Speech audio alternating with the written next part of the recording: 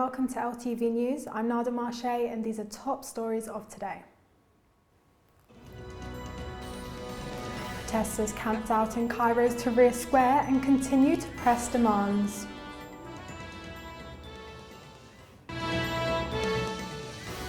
Britain has refused to fund to subsidise insurance for households in flood-prone areas.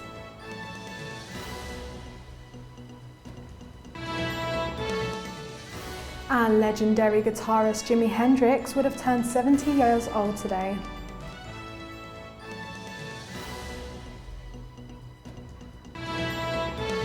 Beginning now with some news from the Middle East.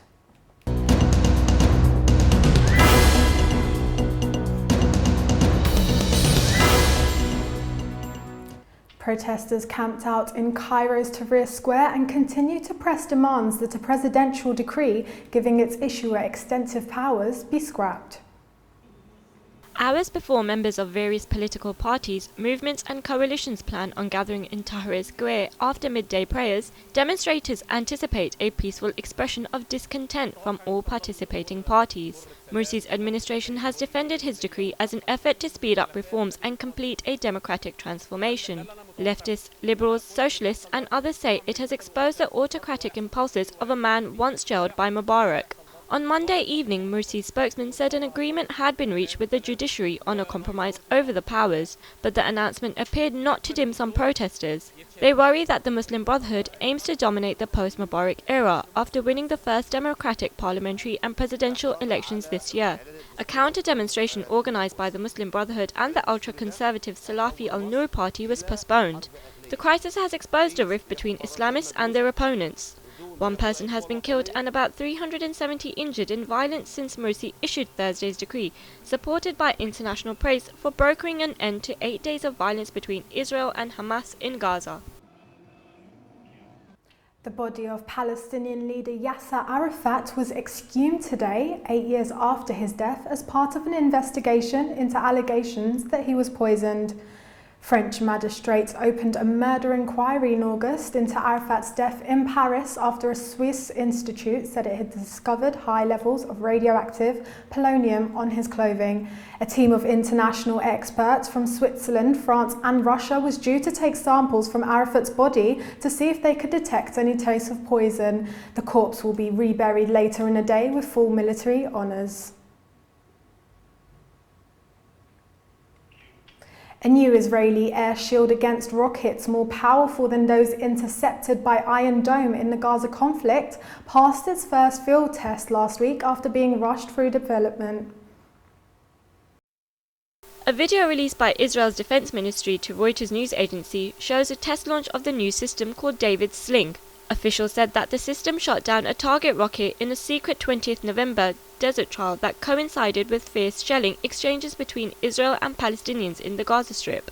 A source in Israel's defense industry said David's Sling was originally scheduled for live trials in 2013, but has been brought forward given the general sense of urgency. David's Sling uses technology similar to that of the Iron Dome system, which Israel says had a 90% success rate, intercepting 421 of the rockets fired from Gaza in 8 days of fighting, which ended in a ceasefire last week. Also known as Magic Wand, David's Sling is being made by Israel's state-owned Rafael Advanced Defense Systems. Iron Dome is the lowest of the tiers, tackling the guerrilla rockets of Gaza and Hezbollah.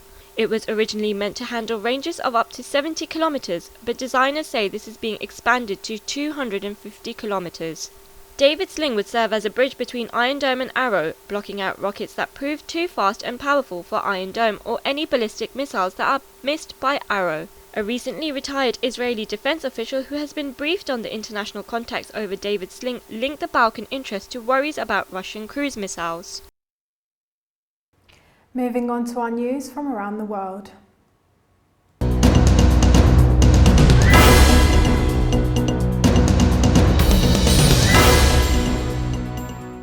People gathered around the burnt garment factory and continue to express their grief for those killed on Saturday's fire in Ushuaia on outskirts of Bangladesh capital Dhaka. At least 110 people were killed and dozens injured in the fire. After the disaster, armed police were at the factory to maintain on-site order. Another 5 broke out in a 12-storey garment factory near the HSI airport in Dhaka on Monday morning. However, there have been no casualties reported yet. Continuous fire in Bangladesh garment industry, the second largest exporter of clothing after China, has raised public attention to the country's poor fire safety. Britain has refused to bankroll a fund to subsidise insurance for households in flood-prone areas, derailing talks over the scheme and potentially leaving 200,000 homes without protection. The government has told insurers it will not provide an overdraft to the proposed fund, leaving talks over the plan deadlocked. There has been heavy flooding across England, with Britain's Environment Agency giving a figure of 500 properties affected since Wednesday and 70,000 more at risk. Britain has been hit by several severe floods over the past 10 years, with one in summer of 2007 costing insurers about £3 billion. Nick Starling, the ABI's Director of General Insurance, said the British government had indicated it would not provide any temporary overdraft facility for the insurance industry's not-for-profit scheme, which would make it very difficult to go ahead. In other reports last week, it was also said that a government refusal to provide a financial backstop had cast doubt over the ABI-backed plan after months of talks. The owners of about 200,000 British homes in areas at risk of flooding can afford insurance only because of a deal under which insurers agreed to cover them at a loss in return for a government pledge to boost spending on flood defences. That agreement expires in July, and the flood re-scheme had been intended to take its place. Insurers say its successor needs to be agreed by Christmas at the latest to give them time to adapt. The insurance industry was already facing a bill of about £500 million this year after heavy rain brought floods in June. The latest flooding could boost total claims to £1 billion. 2 parents are dead and their teenage son is missing after they were swept into the Pacific Ocean while trying to rescue their family dog. The 16-year-old went into the ocean after his dog when he was pulled under by a heavy surf on the beach in Northern California town of Trinidad. According to authorities, the man believed to be his father went in there and never returned back. When the teenager came back from out of the water, he went in the second time with his mother to look for his father. According to the sheriff's office, the rescuers responded quickly but were delayed because of the terrain. Rescuers found the man and the woman's bodies when they washed ashore. However, the teenager is still missing and the dog returned to shore safely. Authorities continued their search for clues of the cause of a fire which broke out in workshop for handicapped people in southwestern Germany, killing 14 people. 7 people were also injured in the blaze in the small town of Titzi Neustadt in the Black Forest, but the death toll is not expected to rise further, according to the fire brigade. A fire brigade officer said evidence indicated the fire quickly exploding, suggesting there could have been no time to escape. Automatic fire alarms had alerted the brigade, which deployed them around 100 firemen. According to a police spokesman, there were no indications that it was a case of arson, and it was still unclear whether the dead and injured were employees or disabled people. Caritas is an aid organisation affiliated with the Catholic Church. Now for some sports news.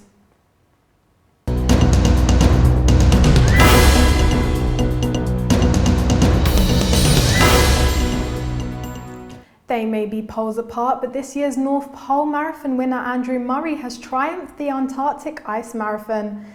Demelza Farr from Sydney made a double 2, winning the women's race to add her North Pole Marathon victory earlier this year. The 8th Antarctic Ice Marathon took place in perfect conditions.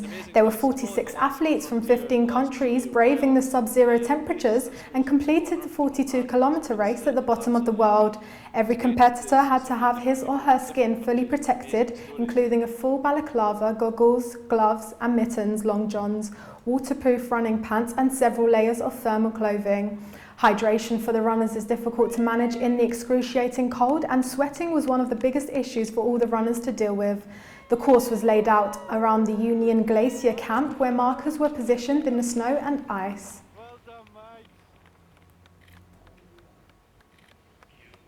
Brazil's FIFA 2014 World Cup, a blue and yellow armadillo, was officially baptised.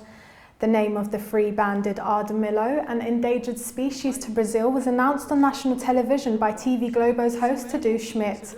The name Feleco was chosen by 48% of the 1.7 million votes, triumphing the two other opinions. Feleco was officially unveiled by FIFA in mid-September on a television show where he appeared next former striker Ronaldo. But many Brazilians were not pleased with the name options chosen by organisers, and hundreds of thousands signed an online petition last month demanding more options. Despite the large numbers of signatures, organisers decided to maintain the original name selection. Let's take a look at the world of arts and culture.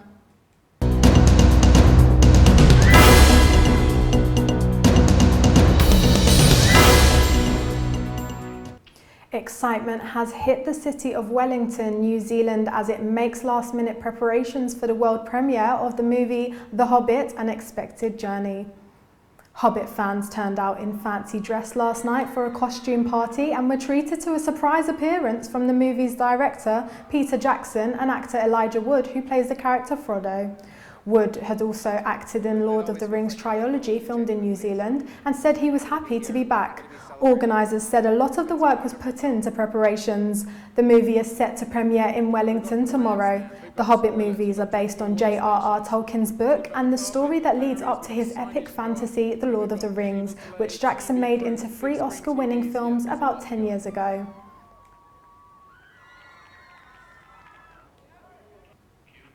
Legendary guitarist Jimi Hendrix would have turned 70 today. The American musician who shot fame in the late 1960s died at the age of 27 in September 1970. He is widely considered to be one of the greatest electric guitar players in the history of popular music and one of the most important musicians of the 20th century.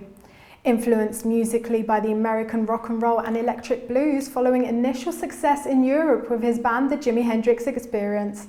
He achieved fame in the US after his 1967 performance at the Monterey Pop Festival. Later, he headlined the Woodstock Festival in 1969 and the Isle of Wight Festival in 1970, before dying from drug-related asphyxia at the age of 27.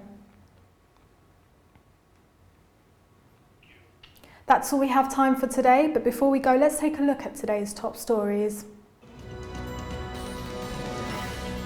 Protesters camped out in Cairo's Tahrir Square and continue to press demands.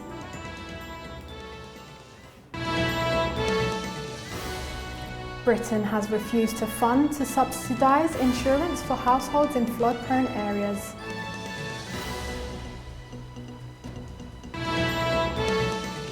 And legendary guitarist Jimi Hendrix would have turned 70 today.